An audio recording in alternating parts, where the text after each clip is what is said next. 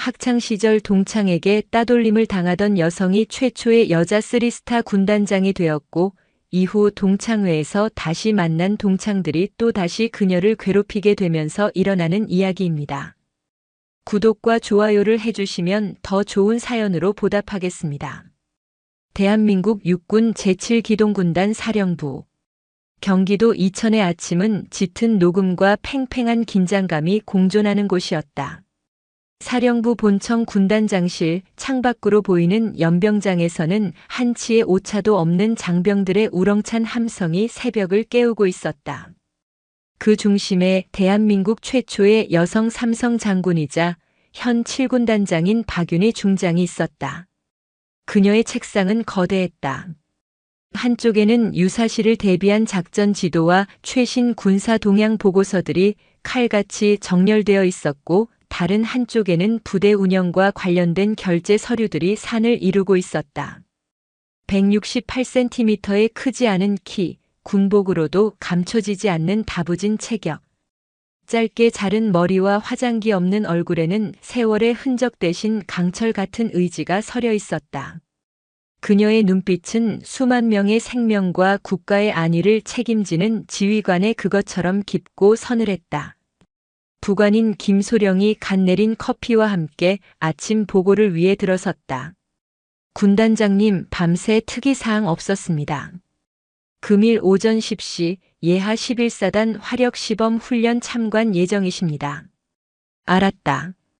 준비하도록. 윤희는 짧게 대답하며 모니터에서 눈을 떼지 않았다. 그녀의 하루는 분 단위로 쪼개져 있었고 그 모든 시간은 국가를 위한 복무에 바쳐졌다. 사적인 감정이나 과거의 회상은 그녀의 삶에서 가장 비효율적인, 그래서 가장 먼저 제거해야 할 대상이었다.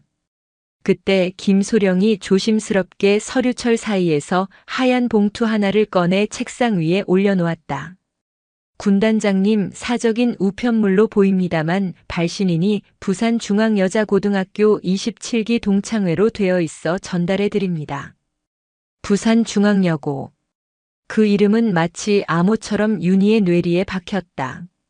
지난 25년간 단 한 번도 의식적으로 떠올린 적 없는, 그러나 단 한순간도 그녀의 무의식을 떠난 적 없는 이름. 그녀의 손이 잠시 허공에서 멈칫했다. 수많은 작전 계획서에 거침없이 서명하던 그 손이었다. 김소령이 조용히 격리하고 나가자 군단장실에는 무거운 침묵이 내려앉았다. 윤희는 천천히 봉투를 집어들었다. 고급스러운 질감의 종이 위에는 우아한 필기체로 제27기 동창회에 소중한 당신을 초대합니다라고 적혀 있었다. 봉투를 여는 순간 켜켜이 쌓인 먼지처럼 잊었다고 믿었던 시간의 편린들이 쏟아져 내렸다. 25년 전 부산의 낡은 빌라. 교복 소매 끝은 닳아 반질거렸고 도시락 가방에서는 늘 반찬 냄새 대신 김치 하나만 덩그러니 놓인 허기가 배어나왔다. 가난은 죄가 아니라고 어른들은 말했지만 18살 소녀에게 가난은 벗을 수 없는 주홍글씨였다. 그리고 그 중심에는 김서현과 이지연이 있었다. 야, 방윤희. 너 또 그 옷 입고 왔냐? 냄새나. 어머, 쟤 도시락 좀 봐. 아직도 김치만 싸우나 봐. 불쌍해서 어떡해. 서현은 반에서 가장 부유한 집 딸이었고 지연은 그런 서현의 옆에 그림자처럼 붙어 다니며 그녀의 권력을 함께 누렸다. 그 둘에게 윤희는 가장 손쉬운 먹잇감이었다. 힘없고 돈 없고 아무리 괴롭혀도 저항하지 못하는 아이. 기억의 파편이 날카롭게 심장을 찔렀다. 특히 지독했던 어느 날의 기억. 점심시간이었다. 그날따라 정부에서 지원하는 우유 급식이 나왔다. 윤희는 선천적으로 유당불내증이 심했다. 우유를 마시면 속이 뒤틀리고 심하면 복통과 함께 모든 것을 개워내야 했다. 그래서 늘 우유를 받자마자 화단에 버리곤 했다. 그날은 운이 없었다. 화단으로 향하는 윤희를 서현과 지연이 막아섰다. 박윤희, 너 또 우유 버리러 가냐? 지연의 비아냥거리는 목소리에 주변 아이들의 시선이 쏠렸다. 나라에서 주는 귀한 우유를 왜 버려? 편식하면 키 안 큰다. 서현이 깔깔거리며 윤희의 손에서 우유를 빼앗아 들었다. 내가 착한 마음으로 내가 다 마시게 도와줄게. 싫어, 나 우유 못 마셔. 마시면 배 아파. 윤희의 작은 저항은 그들에게 더 큰 재미를 줄 뿐이었다. 서연은 지연에게 눈짓했고 지연과 다른 2명의 아이가 윤희의 양팔을 붙잡았다. 꼼짝없이 붙들린 윤희의 얼굴 앞으로 서현이 우유팩을 들이밀었다. 비릿한 우유 냄새가 코를 찔렀다. 자, 마셔. 어서. 싫어. 하지마. 발버둥 치는 윤희의 턱을 서연이 억지로 붙잡고 우유를 쏟아부었다. 입안으로 꾸역꾸역 밀려 들어오는 차갑고 비릿한 액체. 숨을 쉴 수 없었다. 면모금은 억지로 삼켜졌지만 이내 기도로 역류하며 격렬한 기침과 함께 터져나왔다. 푹, 콜록콜록. 흰 우유가 윤희의 교복과 얼굴, 바닥으로 튀었다. 서현과 지연은 더럽다는 듯 뒤로 물러서며 배를 잡고 웃었다. 어머, 쟤 좀 봐. 진짜 토하네. 더러워. 우유도 못 마시는 게 무슨 사람이냐?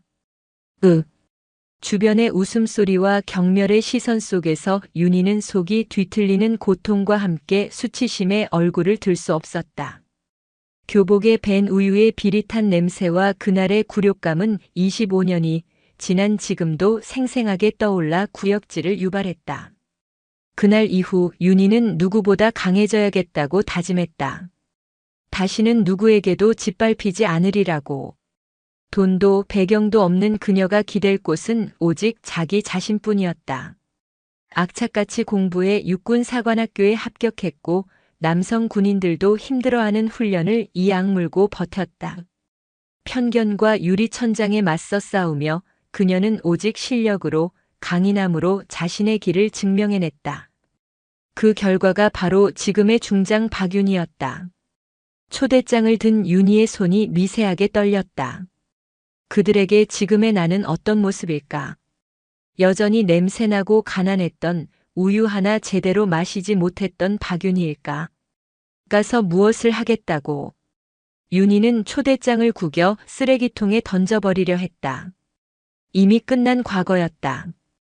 굳이 그 씁쓸한 기억의 현장으로 돌아갈 필요는 없었다. 그녀는 이제 그들과는 다른 세상에 사는 사람이었다.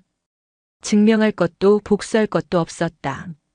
하지만 구겨지기 직전의 초대장 속에서 우유를 뒤집어 쓴 채 울고 있던 18살의 박윤희가 그녀를 원망스럽게 쳐다보는 것만 같았다.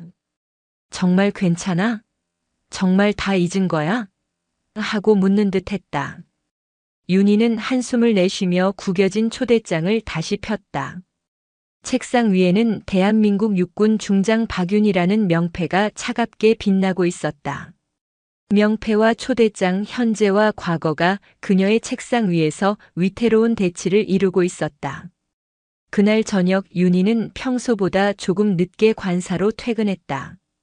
군단 사령부 내에 위치한 관사는 군인 박윤희가 유일하게 사적인 인간으로 돌아올 수 있는 공간이었다. 문을 열자 구수한 된장찌개 냄새가 그녀를 맞았다. 다녀왔어요? 역사학자이자 대학 교수인 남편 정지훈이 앞치마를 두른 채 부엌에서 나왔다. 부드러운 미소를 띤 그의 얼굴은 전장에서 갓 돌아온 아내를 맞이하는 안식처 그 자체였다. 두 사람은 대학원 시절 군사사와 동아시아사를 함께 공부하며 만났다. 별을 단 여장군과 낡은 고서를 파고드는 학자. 어울리지 않을 것 같은 조합이었지만 서로의 세계를 깊이 존중하고 이해했기에 누구보다 견고한 신뢰를 쌓아올 수 있었다. 오늘 좀 늦었네. 피곤해 보여. 지우는 윤희의 어깨를 주무르며 그녀의 군복 재킷을 받아들었다. 윤희는 남편의 온기에 잠시 눈을 감았다. 수만 명을 지휘하는 군단장이지만 이 순간만큼은 평범한 아내이고 싶었다. 식탁에는 따뜻한 저녁상이 차려져 있었다. 지훈이 만든 소박하지만 정갈한 음식들이었다. 마주 앉아 식사를 시작했지만 윤희는 좀처럼 수저를 들지 못했다. 그녀의 내면에 이는 풍랑을 지훈이 모를 리 없었다. 무슨 일 있어요? 아침에 보니까 표정이 안 좋던데. 윤희는 잠시 망설였다. 자신의 가장 치욕적인 과거를, 특히 그 우유 사건을 남편에게 상세히 이야기한 적은 없었다. 그저 힘들었던 학창 시절이었다고만 했을 뿐이다. 하지만 더 이상 혼자 담아둘 수 없었다. 그녀는 가방에서 낮에 구겨졌던 초대장을 꺼내 지훈에게 건넸다. 고등학교 동창회 초대장이에요. 지훈은 초대장을 찬찬히 읽어 내려갔다. 부산에서 하네. 25년 만이면 가보고 싶지 않아요? 옛날 친구들도 보고 싶은 친구 같은 건 없어요.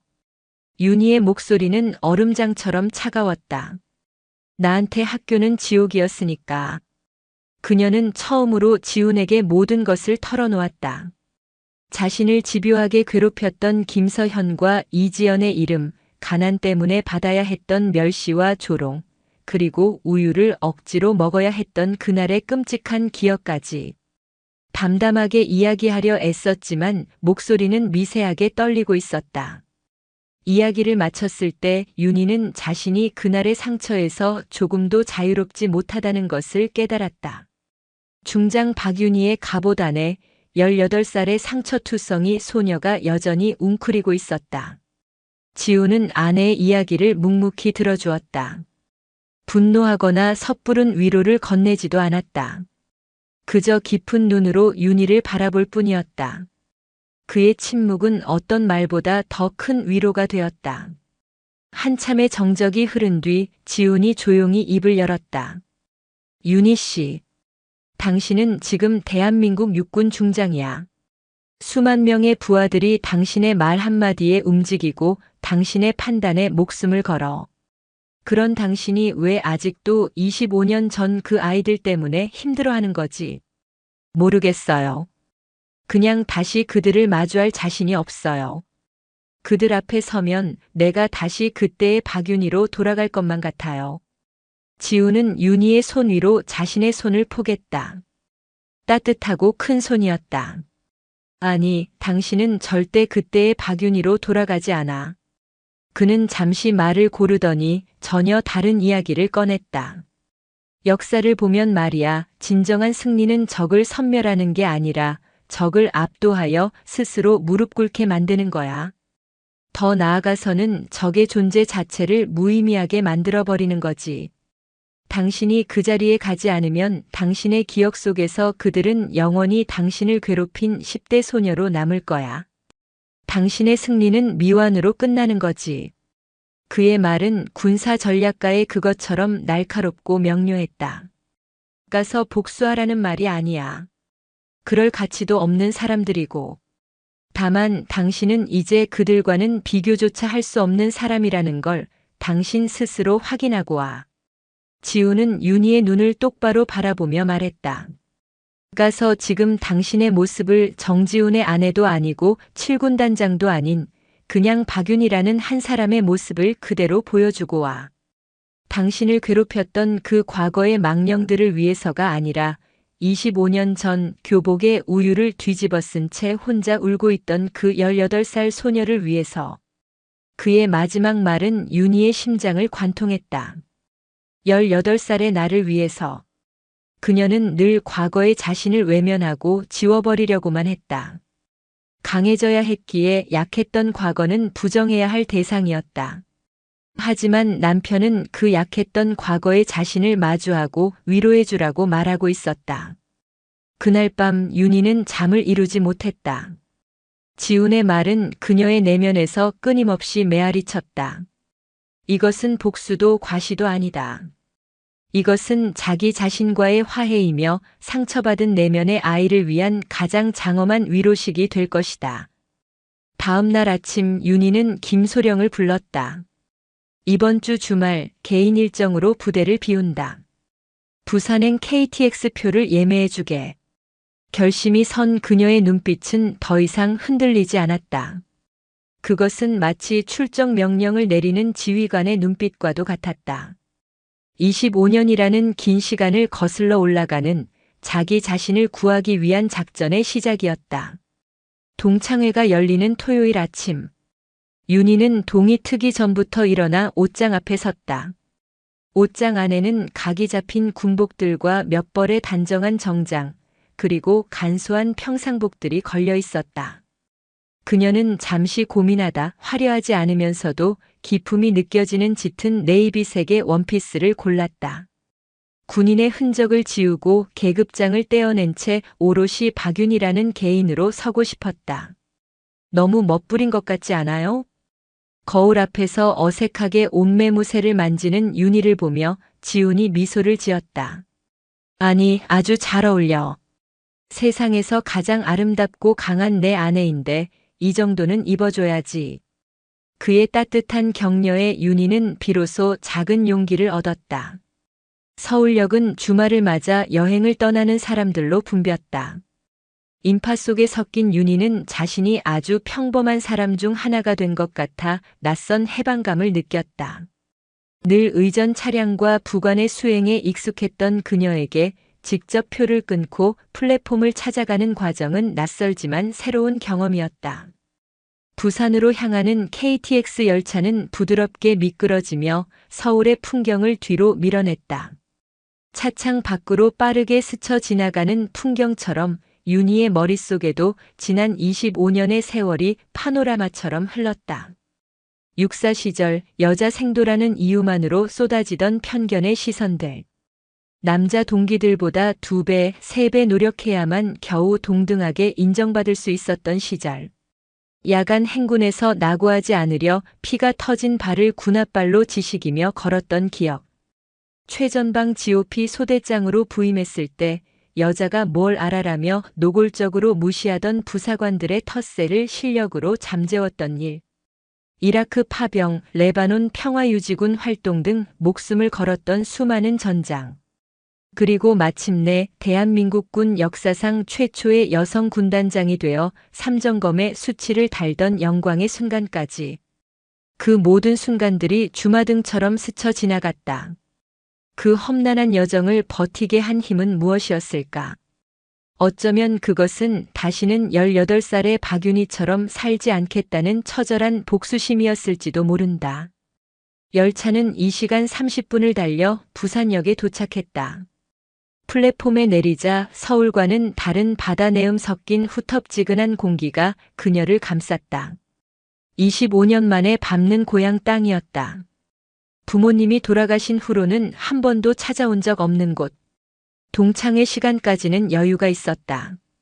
윤희는 택시를 타고 중앙여고가 있었던 동네로 향했다. 재개발로 인해 학교의 모습은 흔적도 없이 사라졌지만 그녀가 살던 낡은 빌라와 가파른 언덕길은 그대로 남아 있었다. 윤희는 차에서 내려 천천히 언덕길을 걸었다. 매일 아침 무거운 가방을 메고 숨가쁘게 오르내리던 길. 길모퉁이의 작은 슈퍼, 친구들과 떡볶이를 사 먹던 분식집. 모든 것이 아련한 기억 속 풍경 그대로였다. 그곳에 서자 잊었던 감정들이 되살아나는 듯 했다. 가난했지만 순수했던 시절의 작은 기쁨, 그리고 그보다 더 컸던 서름과 상처들. 윤희는 눈을 감고 심호흡을 했다. 괜찮아, 다 지나간 일이야. 너는 잘 버텼고 아주 잘 성장했어. 스스로에게 그리고 이곳에 남아있을 어린 자신에게 속삭였다.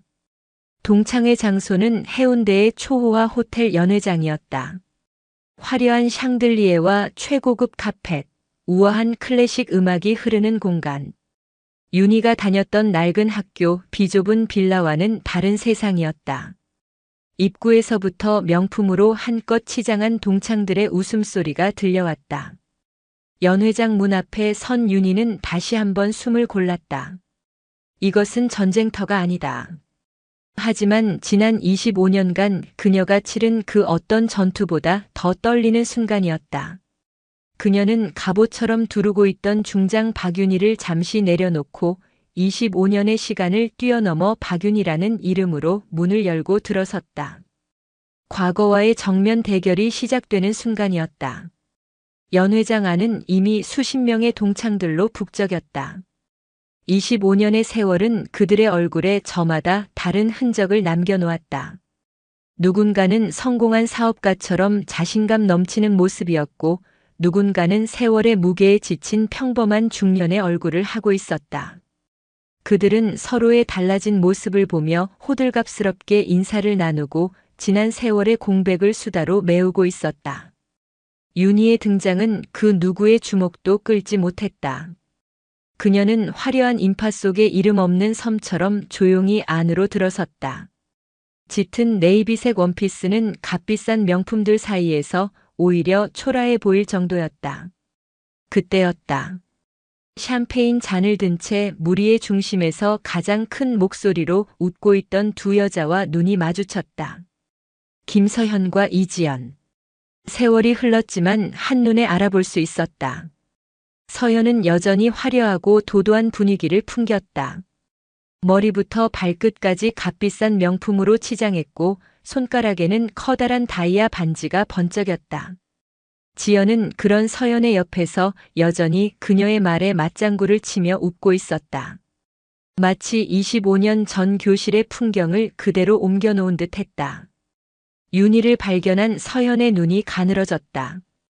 그녀는 잠시 고개를 갸웃거리더니 이내 경멸과 놀라움이 뒤섞인 미소를 지으며 윤희에게 다가왔다. 지연도 그 뒤를 따랐다. 어머, 이게 누구야? 박윤희? 진짜 박윤희 맞아? 서현은 위아래로 윤희를 훑어보며 말했다. 그녀의 시선에는 노골적인 경멸이 담겨 있었다. 세상에 25년 만인데 하나도 안 변했다. 여전히 참 소박한 모습이네. 소박하다는 말에 힘을 주어 비꼬는 투가 역력했다. 주변의 몇몇 동창들이 그들의 대화에 주목하기 시작했다. 그러게 말이야. 우리는 이렇게 늙었는데 너는 옛날 모습 그대로다. 지연이 거들며 웃었다. 그들의 말은 칭찬이 아니라 너는 그때나 지금이나 별 볼 일 없는 모습 그대로구나라는 조롱이었다. 오랜만이야, 서연아. 지연아. 윤희는 애써 태연하게 대답했다. 하지만 심장이 차갑게 내려앉는 것을 느꼈다. 그들 앞에 서자 중장 박윤희는 온데간데 없이 다시 주눅든 18살 소녀가 되는 것 같았다. 서연은 마치 자선이라도 베푸는 듯한 태도로 물었다. 그래, 그동안 어떻게 지냈어? 뭐하고 살아? 아직도 그 동네 살아? 아니, 지금은 경기도에 살아. 어머, 경기도? 하긴 서울 집값 비싸지. 그래, 일은 하고? 작은 회사라도 다니나? 그들의 질문은 순수한 궁금증이 아니었다. 자신들의 우월함을 확인하고 윤희의 초라함을 들춰내려는 의도가 명백했다.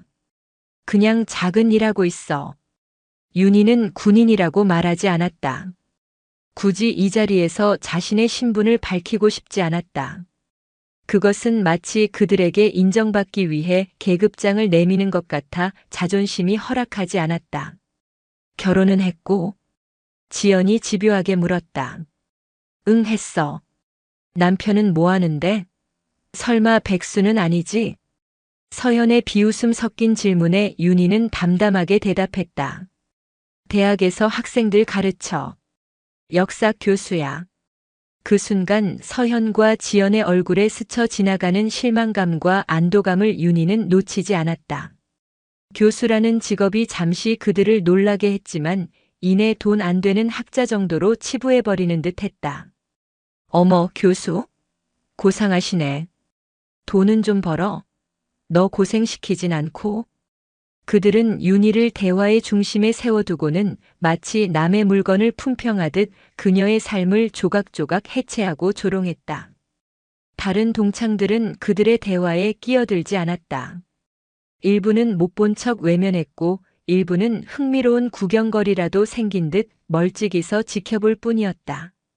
25년 전 교실에서 윤희가 괴롭힘을 당할 때와 똑같은 풍경이었다. 방관자들은 여전히 방관자였다. 윤희는 더 이상 그들의 질문에 대답하지 않았다. 그녀는 그저 묵묵히 서서 그들의 유치하고 악의적인 행태를 바라보았다.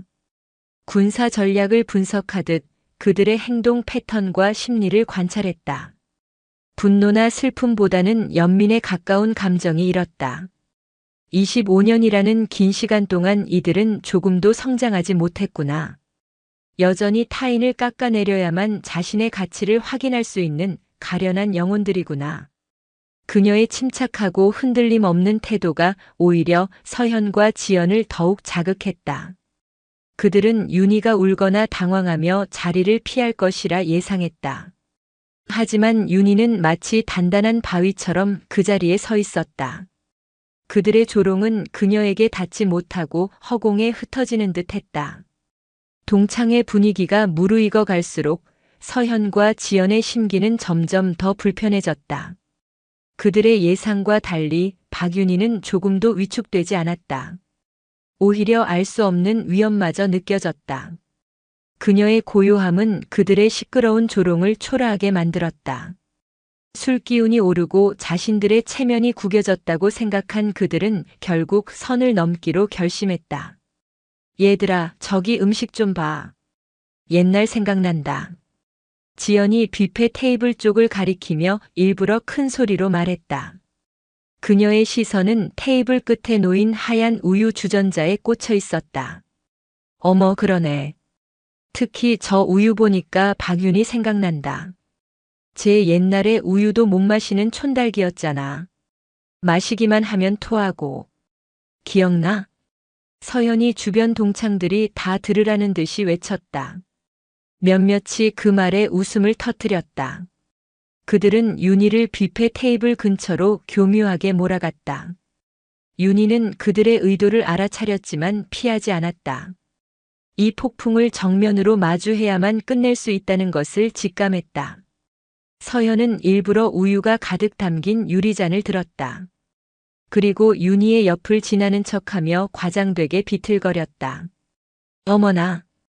짧은 비명과 함께 서현의 손에 들려있던 차가운 우유 한 잔이 그대로 윤희의 네이비색 원피스 위로 쏟아졌다. 정적. 연회장의 시끄러웠던 소음이 순간 멎었다. 차가운 액체가 옷을 적시고 살갗에 닿는 감촉. 25년 전 교복을 적셨던 그 비릿하고 역겨운 냄새가 코끝을 스치는 듯한 착각. 윤희의 눈앞이 순간 아찔해졌다. 과거의 트라우마가 날카로운 발톱으로 심장을 핥히는 것 같았다.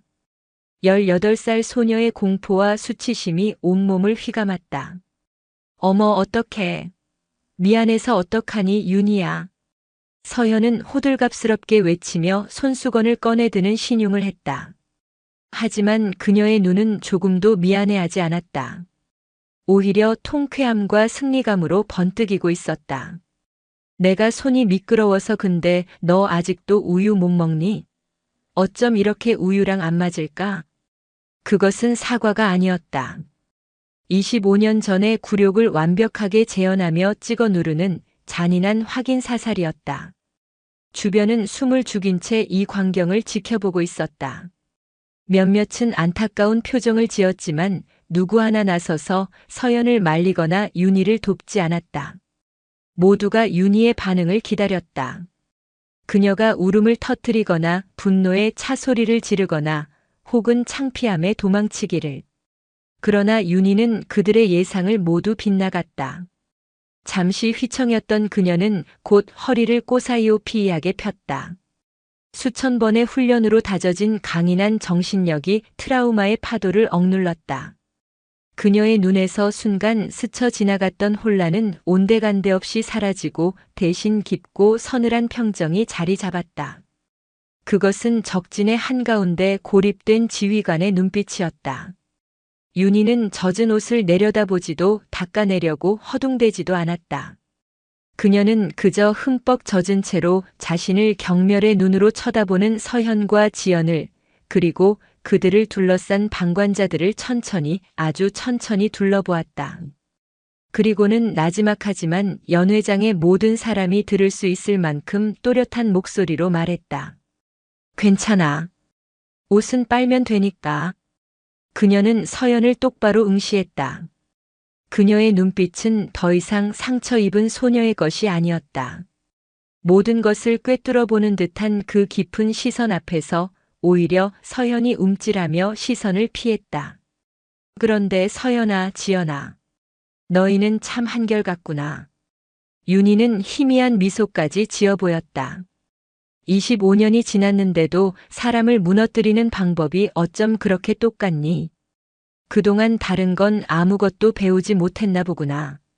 그 말은 날카로운 비수가 되어 서현과 지연의 심장에 박혔다. 윤희의 압도적인 평정과 고요한 카리스마 앞에서 그들의 유치한 아기는 초라하고 볼품없는 것으로 전락해버렸다. 이제 당황한 쪽은 그들이었다. 연 회장 안에는 어색하고 무거운 침묵이 흘렀다. 우유를 쏟은 김서현과 이지연은 윤희의 예상 밖 반응에 당황한 기색이 역력했다. 그들은 자신들의 승리를 만끽하기는커녕 오히려 자신들이 함정에 빠진 듯한 기분이었다. 바로 그때 동창 회장이 마이크를 잡고 분위기를 전환하려 애썼다.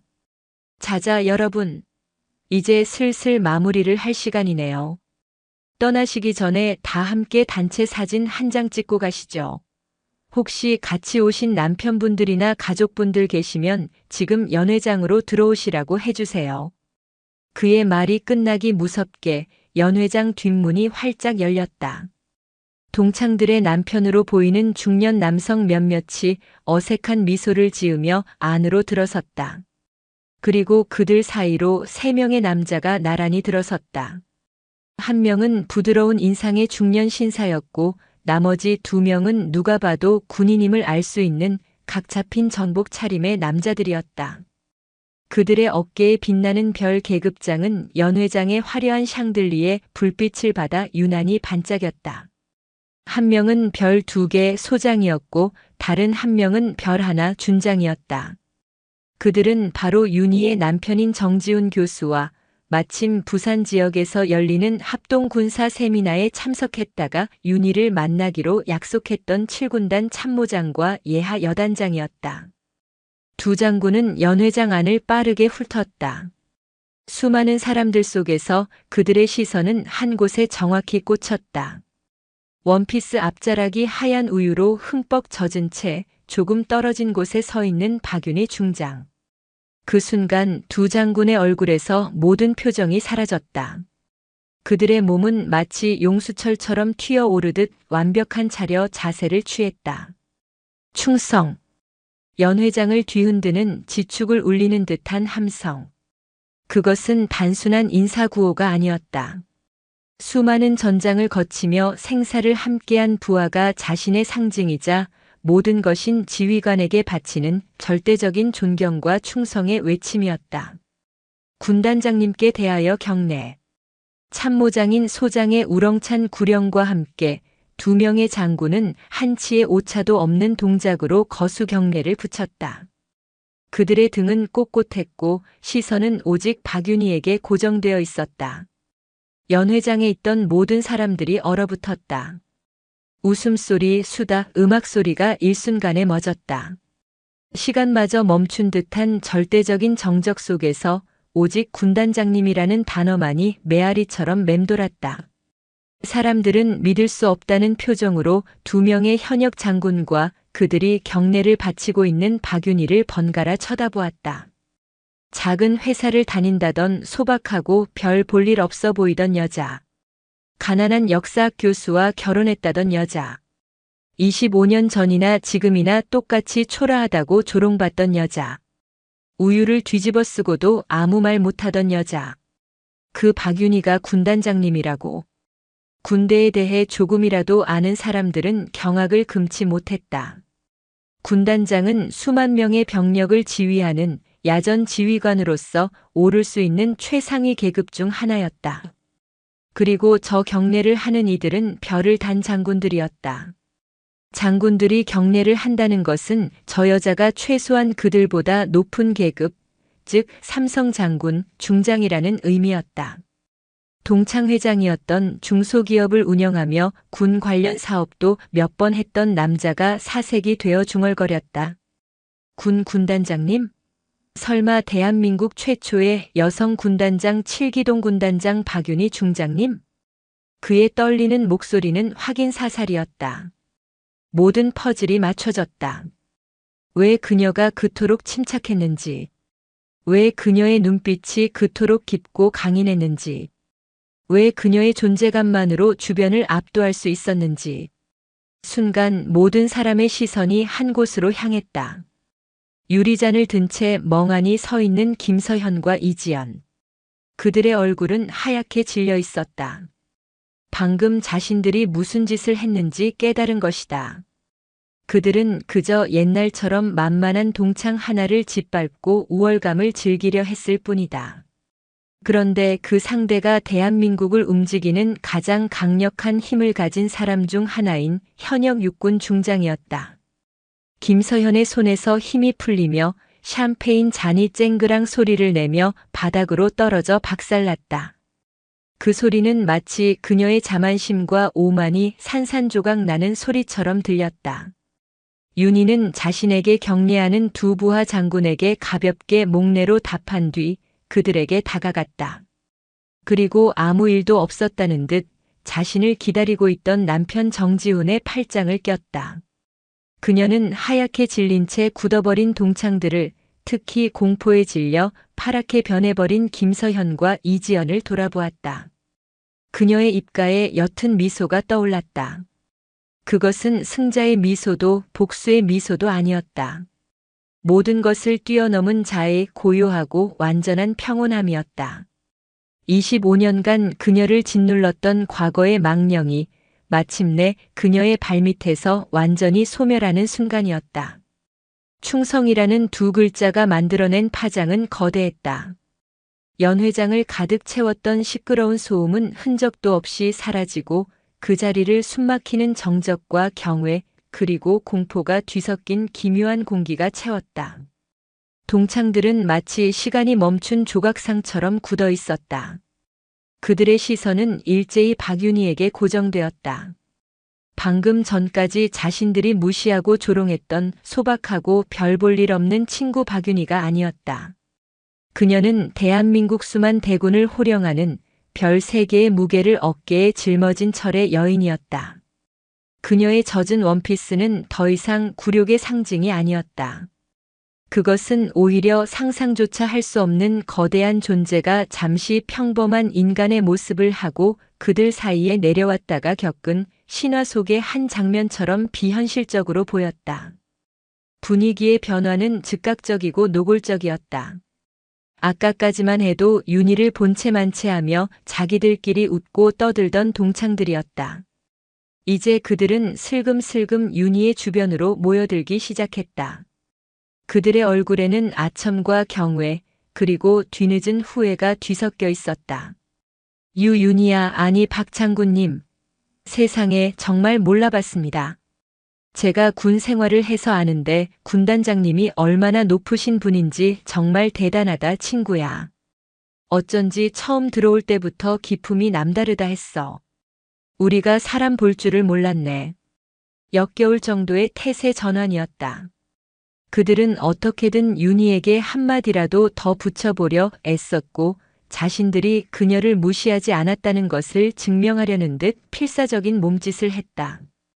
윤희는 그들의 가식적인 찬사를 표정 없는 얼굴로 받아냈다. 윤희는 자신에게 다가와 쩔쩔매는 동창회장에게 나지막이 말했다. 소란스럽게 해서 미안하군요. 이만 가봐야겠습니다.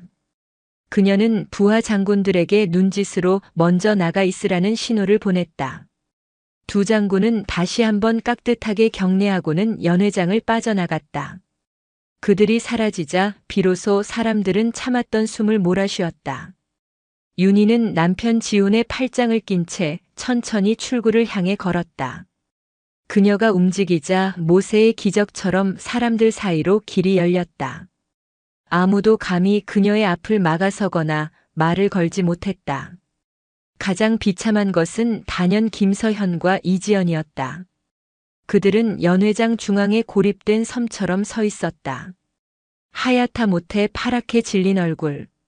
그들을 향해 쏟아지는 동창들의 비난과 경멸의 눈초리는 25년 전, 그리고 불과 몇 분 전까지 자신들이 윤희에게 보냈던 바로 그 시선이었다. 어떻게 저런 대단한 사람한테 그런 짓을 할 수가 있어? 그러게 옛날부터 둘이 유난히 윤희를 못살게 굴더니만 이제 어떡하려고 저러나. 남편 사업에도 불똥 튀는 거 아니야? 그들의 귓가에 속삭임들이 비수처럼 날아와 박혔다. 평생을 타인 위에 군림하며 살아왔던 그들에게 이 순간은 사회적 사형 선고나 다름없었다. 그들이 쌓아올린 부와 인맥이라는 모래성은 육군 중장 박윤이라는 거대한 파도 앞에서 흔적도 없이 쓸려나가고 있었다. 이지연은 공포를 이기지 못하고 다리가 풀려 주저앉을 뻔한 것을 남편이 겨우 부축했다. 김서연은 온몸을 부들부들 떨면서도 차마 윤희에게 다가가 사과할 용기조차 내지 못했다. 그녀의 자존심이, 그리고 그보다 더 큰 공포가 발목을 붙잡고 있었다. 윤희는 그들을 지나치며 단 한순간도 쳐다보지 않았다. 그것은 가장 완벽한 무시였고 가장 잔인한 복수였다. 그녀에게 김서현과 이지연은 더 이상 분노나 연민의 대상조차 되지 못했다. 그저 자신의 인생에서 완벽하게 지워버려야 할 무가치한 존재일 뿐이었다. 연회장 문을 나서자 시원한 밤 공기가 윤희를 맞았다. 그녀는 길게 참았던 숨을 내쉬었다. 남편 지훈이 아내의 어깨를 따뜻하게 감싸 안았다. 괜찮아? 응, 괜찮아. 윤희는 희미하게 웃었다. 이제 정말 다 끝난 것 같아. 25년의 묵은 빚을 청산한 듯 그녀의 마음은 놀랍도록 평온했다. 동창회가 끝나고 며칠이 지났다. 7군단 사령부는 거대한 규모의 한미연합훈련 준비로 그 어느 때보다 분주했다. 윤희는 다시 군단장 박윤희의 모습으로 돌아와 수만 명의 병력과 수백 대의 기갑 장비가 움직이는 거대한 작전을 진두지휘하고 있었다. 동창회의 소란은 마치 다른 세상의 일처럼 아득하게 느껴졌다. 그날 오후 부관 김소령이 조심스럽게 편지 한 통을 들고 왔다. 발신인은 김서현이었다. 윤희는 잠시 망설이다 편지를 받아들었다. 뜯어보지 않고 버릴까 생각도 했지만 이 지긋지긋한 과거에 온전한 마침표를 찍어야 한다는 생각에 봉투를 열었다. 편지는 최고급 종이에 정성스럽게 눌러쓴 손글씨였다. 그 안에는 구차한 변명과 두서없는 사과, 그리고 한 번만 만나달라는 간절한 호소가 담겨 있었다. 그녀의 남편 사업이 군과 관련된 부분이 많아 이번 일로 큰 타격을 입을까 두려워하는 기색이 역력했다. 윤희는 편지를 읽고 씁쓸하게 웃었다. 그녀의 사과는 진심 어린 뉘우침이 아니라 자신의 안위를 위한 공포에서 비롯된 것이었다. 윤희는 답장하지 않았다. 그녀에게 김서현은 더 이상 만날 가치도 용서할 가치도 없는 사람이었다. 그런데 며칠 뒤 또 한 통의 편지가 도착했다. 이번에는 이지연이었다. 김서현의 편지와는 달리 삐뚤빼뚤한 글씨로 여러 번 고쳐 쓴 흔적이 가득한 평범한 편지지였다. 윤희야, 아니 박윤희 중장님께. 이 편지를 쓸 자격도 없다는 걸 알지만 이렇게라도 하지 않으면 평생을 후회 속에 살 것 같아 용기를 냅니다. 동창회 날 제가 저지른 일에 대해서는 어떤 말로도 용서받을 수 없다는 것을 압니다. 변명할 생각은 없습니다. 정말 죄송합니다. 그날 이후 한숨도 잠을 잘 수 없었습니다. 당신이 얼마나 대단한 사람이 되었는지를 알고 나서 무서웠던 것도 사실입니다. 하지만 그보다 더 저를 괴롭혔던 것은 제가 25년 전과 조금도 달라지지 않은 추악한 인간이라는 사실이었습니다. 늘 서현이의 옆에서 강한 사람에게 빌부터 약한 사람을 괴롭히며 제 존재감을 확인했습니다. 당신에게 우유를 쏟았던 그날도 사실은 당신의 흔들림 없는 모습에 제 자신이 초라하게 느껴져서 그랬던 것 같습니다. 당신의 강인함이 저의 열등감을 자극한 겁니다. 이런 말을 하는 것이 얼마나 염치 없는 일인지 압니다. 하지만 당신에게 진심으로 사과하고 싶습니다. 당신의 시간을 잠시라도 허락해 주신다면 찾아뵙고 무릎 꿇고 사죄하고 싶습니다. 이것은 제 남편이나 제 아내를 위한 것이 아닙니다. 오직 지난날의 제 잘못을 조금이라도 씻고 싶은 한심한 인간의 마지막 이기적인 바람입니다. 이지연의 편지에는 김서현에게서는 찾아볼 수 없었던 서툴지만 진솔한 자기 반성이 담겨 있었다. 윤희는 한참 동안 편지를 내려다보았다. 그녀는 이지연을 용서하고 싶지 않았다. 하지만 그녀의 편지는 25년간 닫혀있던 윤희의 마음속 작은 틈을 비집고 들어왔다. 주말 윤희는 이지연에게 연락해 사령부 근처의 한적한 찻집에서 만나자고 했다. 약속 장소에 먼저 도착한 윤희는 창밖을 보며 조용히 차를 마셨다. 잠시 후 수척해진 얼굴의 이지연이 찻집 안으로 들어왔다. 그녀는 윤희를 발견하자마자 다가와 털썩 무릎을 꿇었다. 윤희야, 정말 미안해. 내가 죽을 죄를 지었어. 이지연은 고개를 들지 못한 채 흐느끼기 시작했다. 주변 사람들이 쳐다봤지만 윤희는 그녀를 제지하지 않았다. 그녀가 자신의 잘못을 온전히 직면할 시간이 필요하다고 생각했다. 한참을 울던 지연이 겨우 고개를 들었다. 윤희는 차갑지도 따뜻하지도 않은 무표정한 얼굴로 그녀를 내려다보며 말했다. 일어나서 앉아. 이지연은 머뭇거리다 자리에서 일어나 윤희의 맞은편에 앉았다. 왜 그랬니? 윤희의 질문은 단순했다. 비난도 원망도 담겨 있지 않았다. 그저 순수한 질문이었다. 왜 그때도 그리고 지금도 나를 괴롭혔던 거야? 이지연은 눈물을 닦으며 더듬더듬 자신의 이야기를 시작했다. 늘 1등인 김서현 옆에서 2등에 머물러야 했던 열등감, 부유한 친구들 사이에서 느꼈던 소외감, 그리고 약한 윤희를 괴롭히면서 느꼈던 비뚤어진 우월감. 그녀의 이야기는 변명이었지만 동시에 한 인간의 솔직한 고백이기도 했다. 윤희는 그녀의 이야기를 묵묵히 들어주었다. 그리고 자신의 이야기를 아주 조금 꺼내놓았다. 내가 그리고 서연이가 나에게 남긴 상처가 나를 여기까지 오게 만든 힘 중 하나였던 건 사실이야. 다시는 누구에게도 밟히지 않겠다는 도끼, 그게 나를 채찍질했으니까. 하지만 너희가 준 상처는 25년이 지난 지금도 가끔씩 나를 아프게 해. 특히 우유를 볼 때마다. 그 말에 이지연은 다시 한번 고개를 숙이고 오열했다. 윤희는 더 이상 그녀를 다그치지 않았다. 너의 사과를 온전히 받아들일 수는 없어. 내가 받은 상처가 너무 깊고 길었으니까. 하지만 내가 오늘 진심으로 사과하러 온 용기는 받아들일게. 그것은 완전한 용서는 아니었지만 화해를 향한 작은 첫걸음이었다. 윤희는 자신을 위해서 더 이상 과거에 얽매이지 않기 위해서 이 지긋지긋한 감정의 고리를 끊어내야 했다. 이지연을 용서하는 행위는 결국 상처받았던 자기 자신을 보듬는 마지막 행위였다. 이지연과의 만남 이후 윤희의 마음은 한결 가벼워졌다. 그녀는 훈련에 더욱 매진했다. 며칠 뒤 군단 사령부 연병장에서는 대규모 기동 훈련의 출정식이 열리고 있었다. 수백 대의 K2 흑표 전차와 K9 자주포가 도열한 연병장은 그 자체로 압도적인 위용을 뿜어냈다. 수만 명의 장병들이 군단장 박윤희의 명령을 기다리며 부동자세로 서 있었다. 단상에 오른 윤희는 마이크를 잡고 연설을 시작했다. 그녀의 시선은 젊은 장병들의 얼굴 하나하나를 천천히 훑었다. 25년 전 자신처럼 어쩌면 저들 중 누군가도 보이지 않는 곳에서 상처받고 아파하고 있을지 모른다는 생각이 들었다. 친애하는 제7기동군단 장병 여러분. 윤희의 목소리는 스피커를 통해 연병장 전체에 울려 퍼졌다.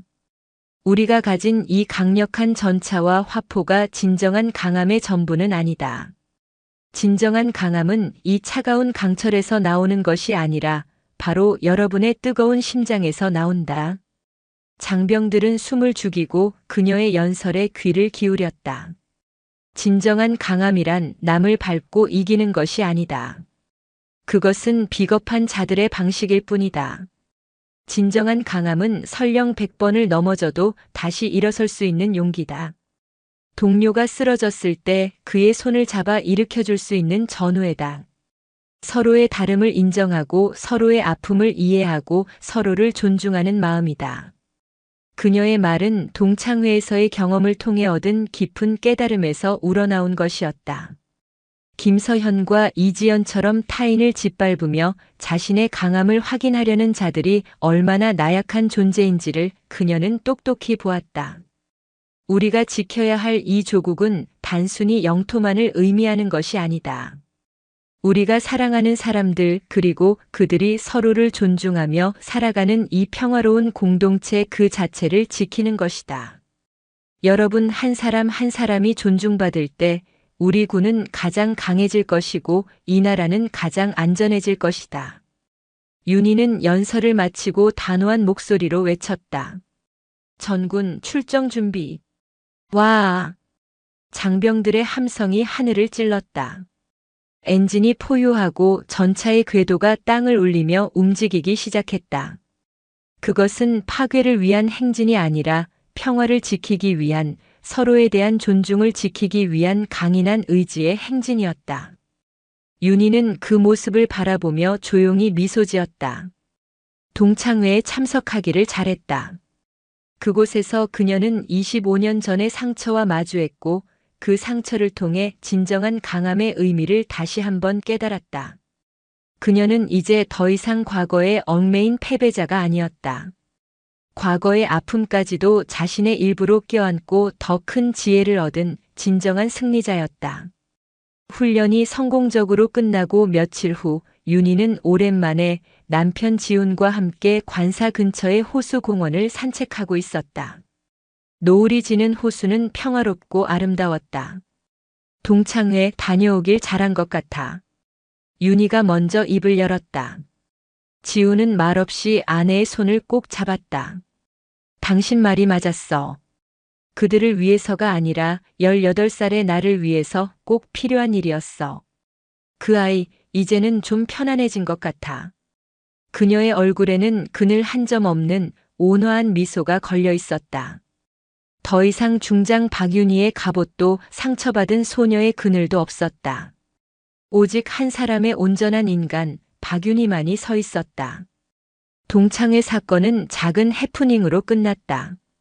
김서현은 그 이후로 어떤 연락도 해오지 않았고 이지연은 가끔씩 자신의 소소한 일상을 담은 짧은 문자를 보내왔다. 윤희는 답장을 하지는 않았지만 그녀가 조금씩 자신의 삶을 찾아가고 있음을 짐작할 뿐이었다. 진정한 승리는 적의 항복을 받거나 그들을 파멸시키는 것이 아니었다. 그들의 존재가 더 이상 내 삶에 아무런 영향을 미치지 못하게 되는 것, 그것이 진정한 승리였다. 윤희는 이제 그들의 이름조차 거의 떠올리지 않았다. 산책을 마치고 관사로 돌아오는 길 윤희의 휴대폰이 울렸다. 국방부 장관의 전화였다.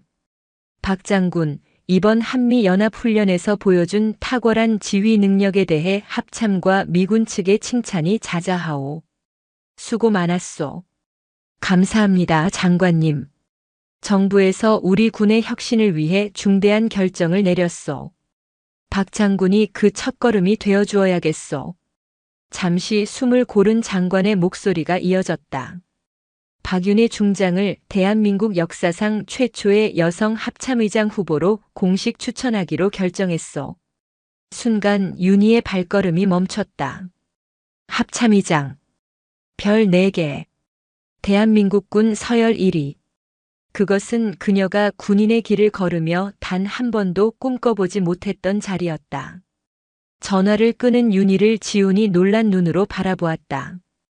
윤희는 남편을 보며 25년 전 우유를 뒤집어 쓰고 울던 소녀가 지었던 것과는 전혀 다른 세상에서 가장 환하고 자신감 넘치는 미소를 지어 보였다.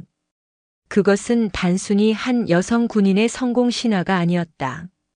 가난과 차별, 폭력과 트라우마를 자신의 힘으로 이겨내고 과거의 상처마저 성장의 자양분으로 삼아 마침내 스스로의 이름으로 우뚝 선 한 인간의 위대한 승리 선언이었다. 그녀의 이름 박윤희. 그 이름은 이제 대한민국 국군의 새로운 역사가 될 것이었다. 오늘도 요지경 사연을 잘 들어주셔서 감사합니다.